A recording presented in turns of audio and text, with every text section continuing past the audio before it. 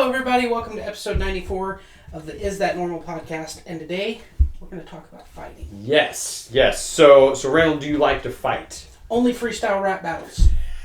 That's good. Good. I knew you'd have a good answer for that. You know, Actually, freestyle rap is not my game, but if you get in a dad joke battle, I will dominate. Wow, man, we should make that a thing. Like Brett Harrison and I had a dad joke pun off earlier this week. We should make that like an event, like find a venue and have like a dad joke battle. That would be good. I like this idea. So I think for me, I like the concept of fighting.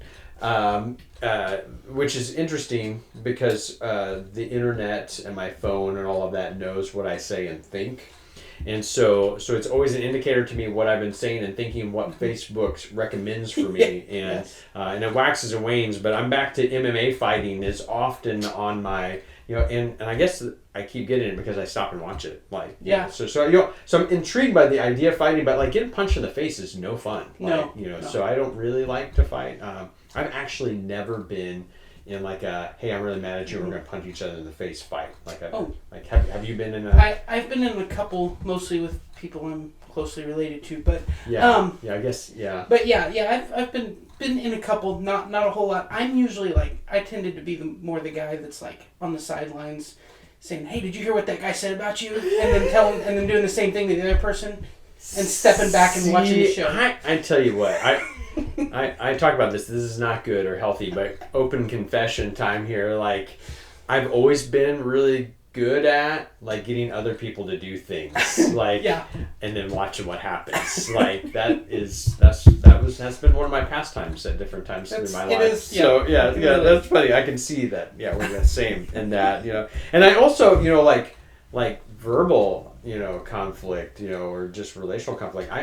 I don't like that much either. That's again, I like the idea of problem solving, but conflict is a challenge for me. And particularly if you have ever been in a situation where because of circumstances there's this constant friction or conflict between you and somebody else, that is no fun at all. And and again, though, I found it's not the same with everybody. Right. Some people thrive on it. Some people want it. Some people poke bears because they want to see what happens and they like the fight. And so but we've got to always be trying to get to this place where we're not just trying to win a fight, but we are making choices and responses so we're moving towards healthy relationships. And I think as we try to help folks with their relationship with their kids and their families, that's a big part of what we want to see happen. So absolutely. So today we want to talk about some ideas and resources and practices that will help parents do that.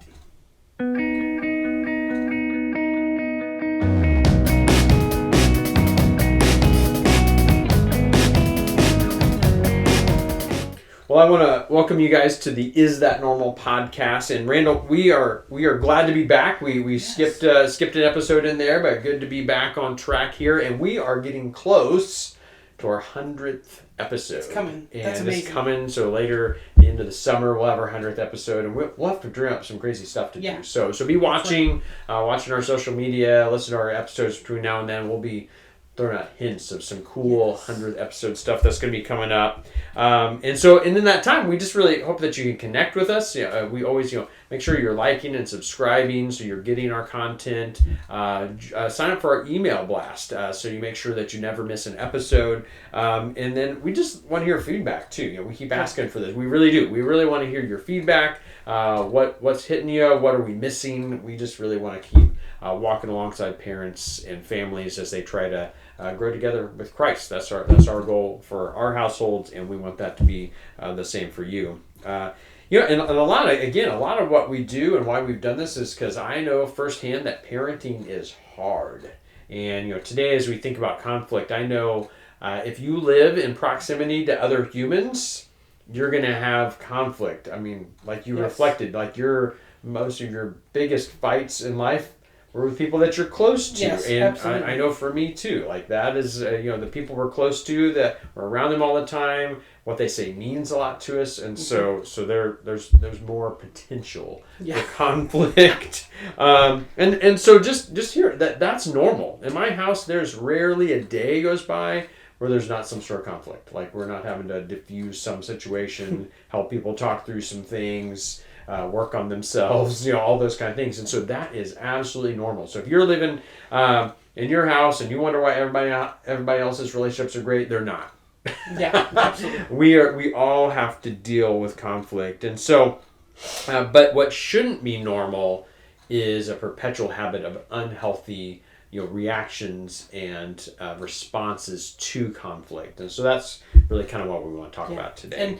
And it's amazing when emotions are high, and when you're in that moment, our human nature, our first instinct usually are one of those unhealthy responses, or some combination of those unhealthy responses. Yes. Never have I been in a situation where yelling louder than the other person actually made the situation better, and yet it's usually one of the go-to tactics. Oh, yeah. And I know for me, it's not that I'm not tempted to have unhealthy responses. Like, I'm not sure that ever completely goes away. Like, if your adrenaline starts pumping, like those things come up. And again, I'm not perfect at it. I meof definitely had those moments where I've blown my top with my kids or other people. But to recognize that they're unhealthy, it kind of helps me take that pause in my process to go, wait a minute, why am I feeling this way?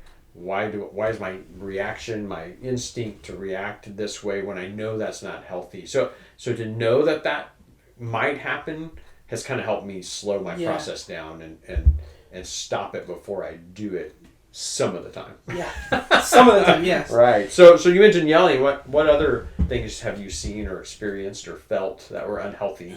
That tends to be one of mine. And it's not even so much an anger yelling. It's I get wound up, and yet then it's funny how we sometimes marry people who have the opposite response.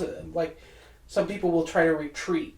They just want to completely disconnect from the situation, which there are moments where taking a pause, as you mentioned, taking a breath is a good thing, but to completely just retreat from the situation usually doesn't solve anything. I got one or two in my house. One particularly consistently does this. Another one I think struggles with this. Like they get to a point they're just like, I'm done, I'm leaving. Yeah. Right in the middle of trying to work through something, and you're like, whoa, you can't go hide from this. Right. This is not just going away. So I see that too. Yeah. And then there are people, there are times in conversation, especially when it's so funny.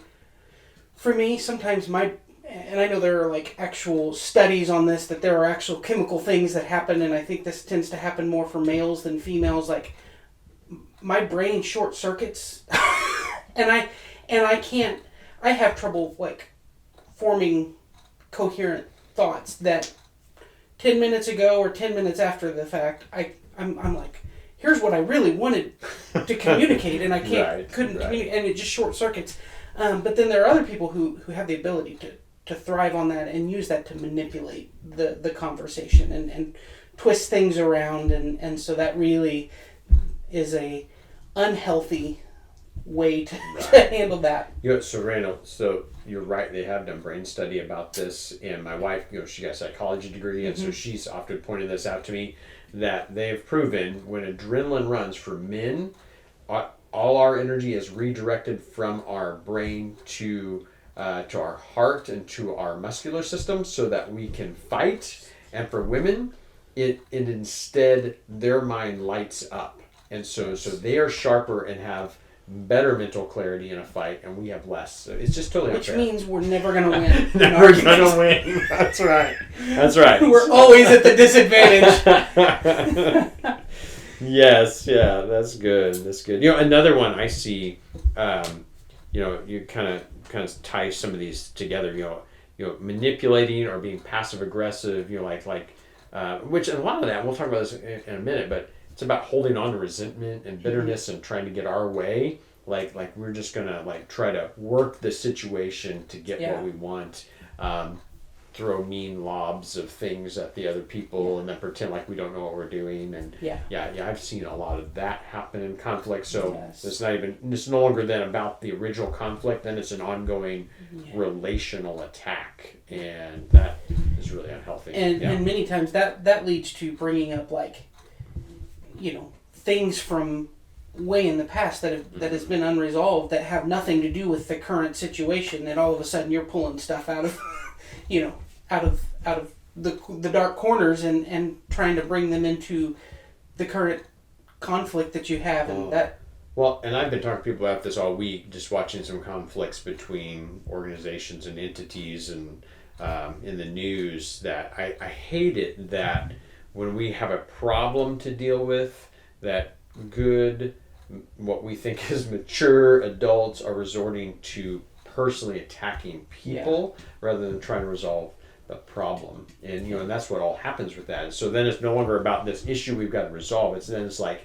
you're a bad person and you always do this and you've never done this for me, and suddenly then, man, we're just tearing down our relationship rather than trying to resolve what the real conflict's about. And so which is another one of the things on that list of unhealthy responses, and that's talking in absolutes. And the you always or you never, that should be a red flag. When this comes out of someone's mouth, that's a red flag. Like, it's whoa. It's almost never accurate, and it's almost always intended to manipulate the conversation. Yeah. So, wow. So there's a lot of different ways that they can play out, but you probably listen to that list.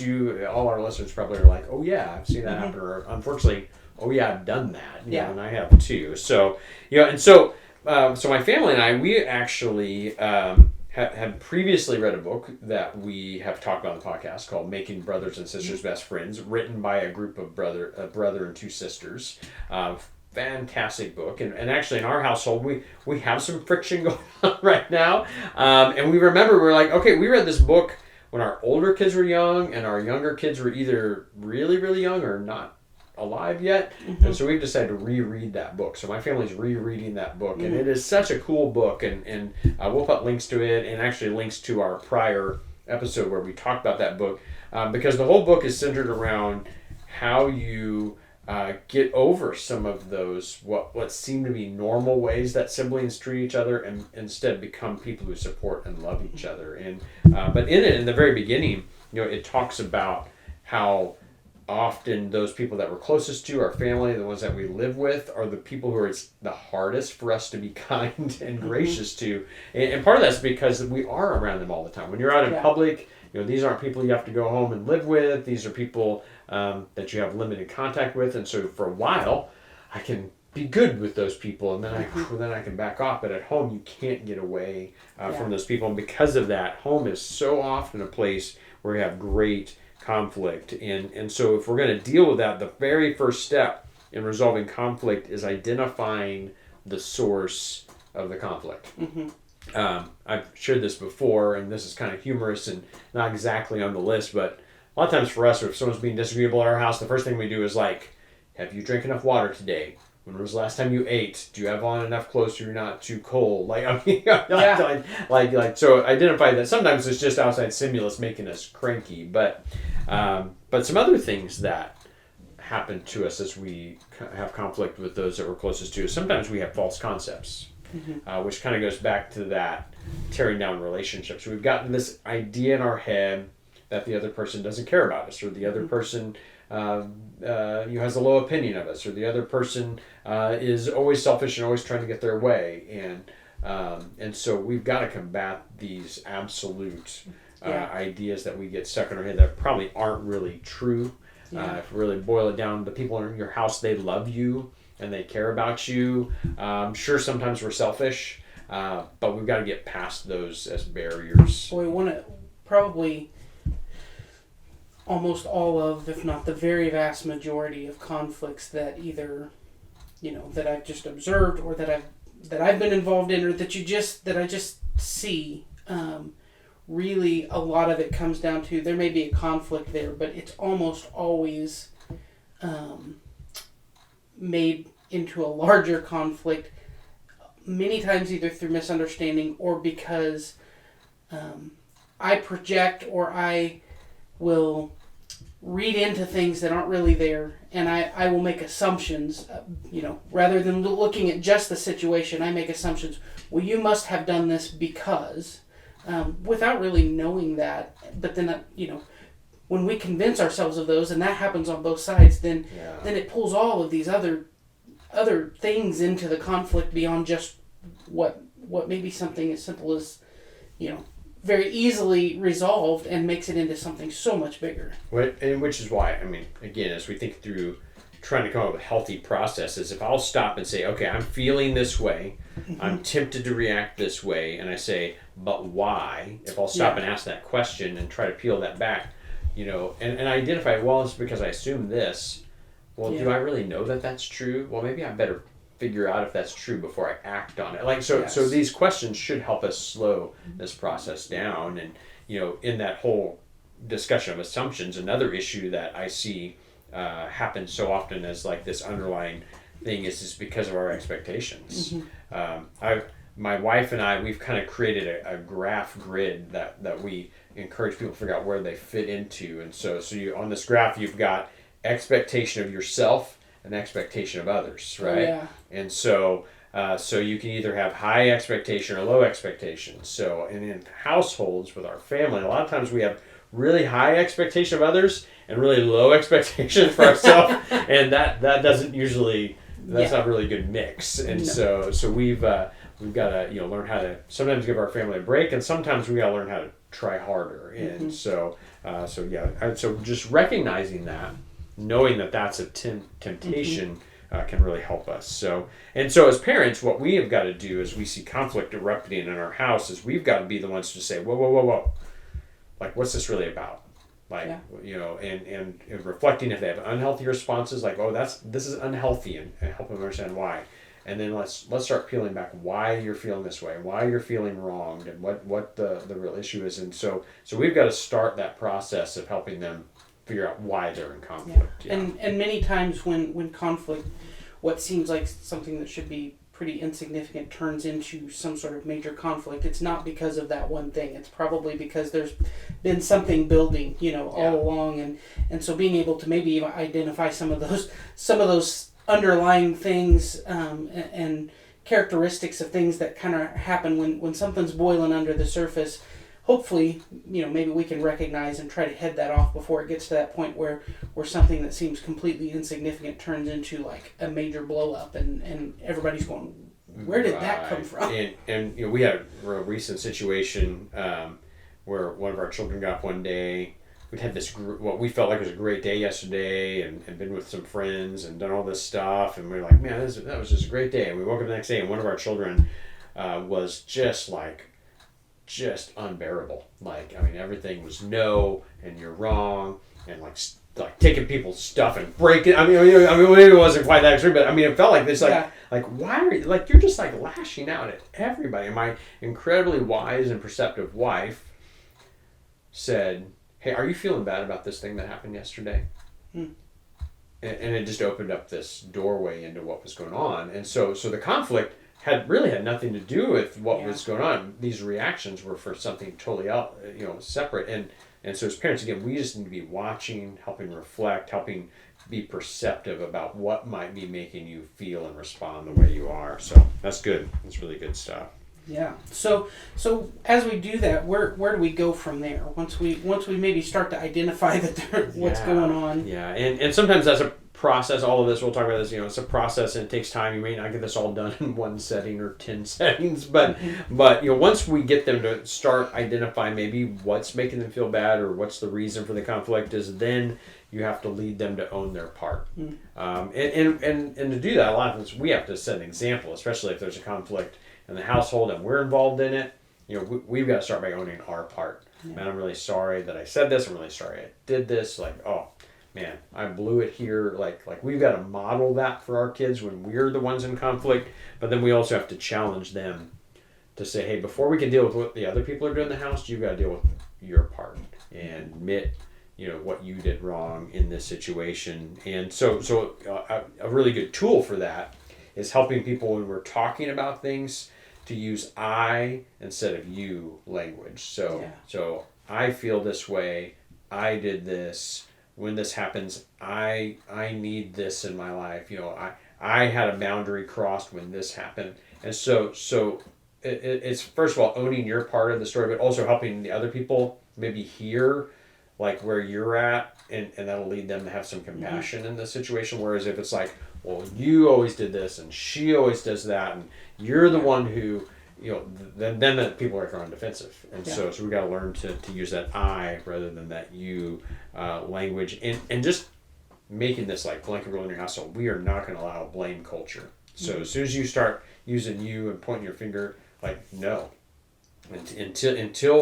until we're able to agree and admit on this, like, we can't move forward. We are not going to have a blame culture. So I think that's a big deal. Yeah. And there's going to be times where no matter what, not everybody's going to see things eye to eye or see things through the same lens. And you're never, maybe not always going to come to that perfect resolution where everybody goes, okay, yeah, we're all in agreement on this. But, let's hug. Yeah. But that process of at least me hearing where you're coming from and vice versa at least opens those doors to at least helping to heal that a little bit. And we've over and over again. I mean, so, we become mediators sometimes between the family members, and so they say the I statement, and then we say, do you understand what they're saying? And make them reflect back what they're saying. And so we make sure that not only do you get to say where you're at on this, that the other person hear what you said. And then it's your turn, and then you get to say I, and we'll do the same thing the other direction. But just helping that.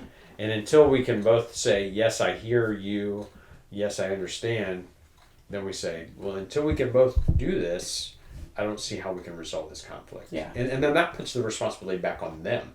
Like you're hanging this process up because you're unwilling to acknowledge like this simple statement that I don't like it when you punch me. Like if you can't acknowledge that that's a truth, then you are the one who are holding up the resolution. So So what are some other steps that we can do as we kind of walk through that mediation process? Yeah, I think for me, the way I think about life, like I'm always trying to think about how we cast vision and tell people where we're going. And in this conflict resolution, the bigger picture is so much more about where we're going to be at as a family and how we treat each other, like this big out there goal, than it is about resolving who ate the last serving of macaroni and cheese, which is what the conflict appears to be about. like we're not looking for mac and cheese fairness. We're looking for respecting each other and caring for one another and having each other's back. And so I think we always have to set some goals out there and cast that vision. But as we do that, then say, so realistically, what goals can we agree on to move towards in this situation? So we've recognized the problem, we've admitted our part. So what are realistic goals to move past this situation and talk through those goals? Because at this point, we're going to decide where we're heading to go through the rest of that resolution. And then sometimes, especially if you're in the heat of a conflict, sometimes it's after we've got these steps done, it might just be best to say, hey, let's let this breathe, but let's set up a meeting tonight or in the morning or someplace in the next 24 hours to sit down and let's talk this the rest of the way through. And so we make a plan for how to resolve that. Some conflict you have to resolve right now. Some conflict you need to give it some space, but make sure that you make a plan for when we're going to sit down and accomplish that. And so then once you kind of get through all those steps, then we start getting to the resolution part, which is really where we're going to go. And the two big pieces of that are encouraging forgiveness and identifying what we can agree on. So those are kind of the last steps of that conflict resolution. So in order for us to move forward, yes, there was things that were done wrong. Yes, there was hurts. Yes, people didn't treat each other fairly. Are you willing to forgive this and put this aside so we can move forward? Yeah. And so that's a question everybody has to answer before we can resolve that conflict.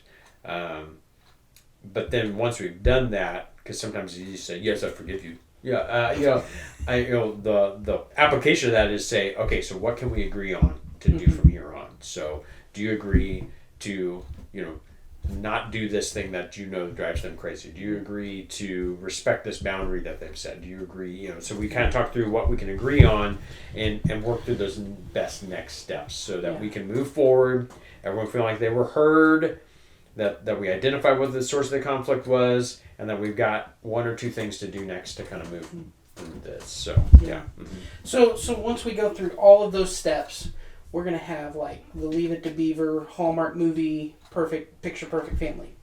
Yeah, until 15 minutes later when the next conflict comes up, right?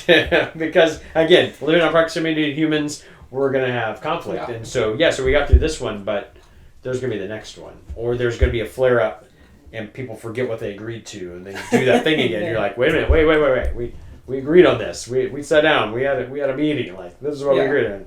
Yes, I know. So it's a process, and it's gonna be it's both a process as we move through this. Like, so all those steps we just talked about, rarely are those going to happen in one setting. Sometimes they don't even happen in 1 week. But we have to always remember that we're in this process and try to help people. Yeah. Hey, we're waiting on you to do this so we can move forward. Waiting on you to do this so we can move forward. But then also, once we've done it, then we have to turn back around and do it again. Yeah. And so it's a process and a cycle. But I think what we hope for is if we do this, that we create a culture where this is our process. Mm-hmm. So it's not a culture where there's never conflict. It's a culture where we deal with conflict in the right way. Yeah. And so we're learning those skills.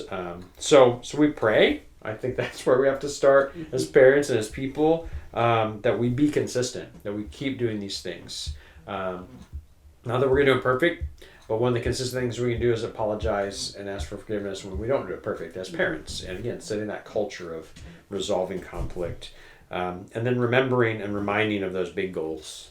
We have to just always keep reestablishing that. There's a principle. It's the Nehemiah principle when they're rebuilding the wall in Jerusalem back in the Old Testament, and it took them 52 days to build the wall, but halfway through, they lost vision. So about every 26, 28 days, about every month, we have to sit down and go, hey, remember, this is what we're doing.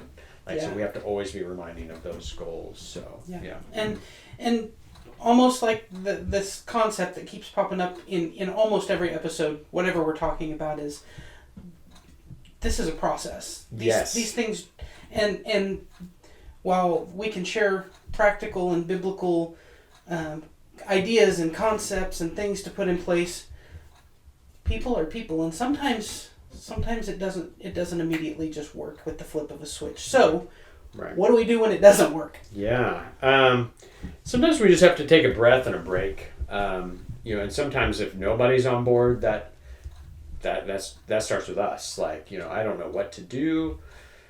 We're going to take a breath. We're going to take a break. I need everybody to leave each other alone for this period of time, and we just need to let this cool. And so sometimes, if you're not getting anywhere and it's just escalating, you just got to have everybody move back. Yeah. And yourself included, and that's where that prayer comes in. Like, God, I don't know what to do.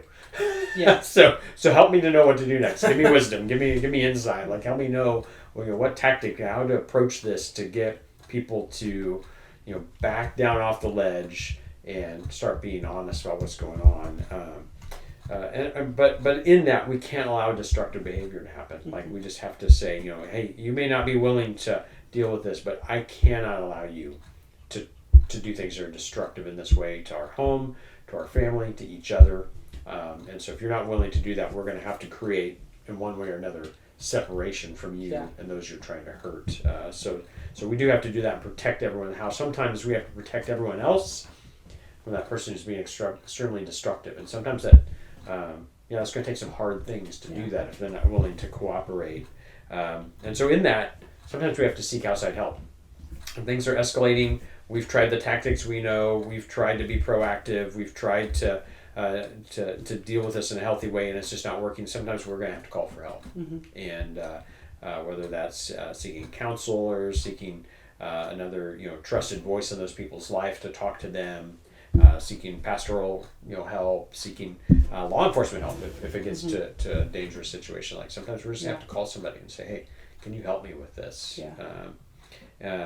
But in all of it, remember that we're not just trying to stop a problem.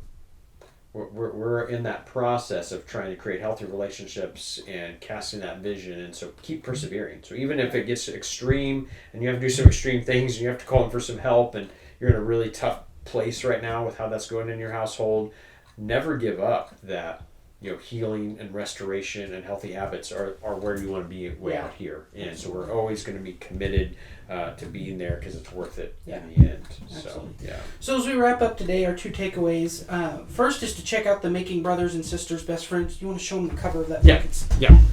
It's something worth checking out. We'll put links to all those resources out there for you. And then second is to be a peacemaker in your home and apply some of the ideas we've talked about, maybe even before that conflict arises. Be thinking through what are some of these strategies and things that when that conflict pops up, what can we try that maybe we haven't done before that might help us to be able to get everybody in the same room and on the same page and be able to mediate and move forward. That's right. All right. Be abnormal.